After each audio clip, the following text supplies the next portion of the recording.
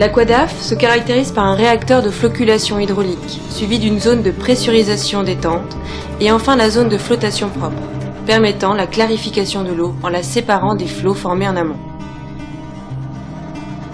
Les eaux brutes, préalablement coagulées par des sels métalliques, sont acheminées dans le réacteur de flocculation hydraulique breveté, où, sans ajout de polymère ni utilisation d'énergie mécanique, les particules vont progressivement s'agglomérer pour obtenir, à l'issue de cette étape, des flocs particulièrement adaptés à la flottation rapide des eaux.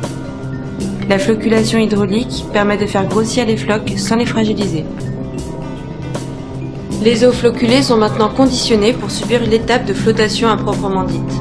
La pressurisation d'une partie de l'eau déjà clarifiée permettra d'y dissoudre de l'air avant que cette eau ne subisse une dépressurisation au niveau des buses de détente.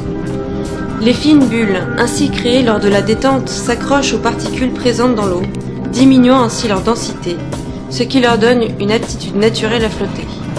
Elles se retrouvent sur la partie supérieure de l'ouvrage, tandis que les eaux clarifiées sont évacuées au niveau du plancher inférieur, élément breveté permettant des vitesses de flottation importantes, grâce à une répartition des flux homogènes sur toute sa surface.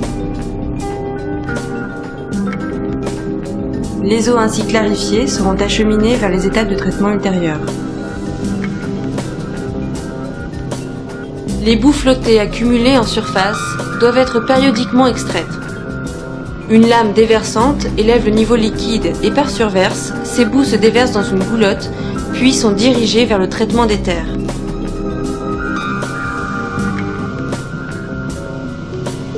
Le principe de fonctionnement de ce procédé, simple, peu énergivore et exempt de polymères, fait de l'Aquadaf un outil breveté particulièrement adapté aux filières de traitement actuelles.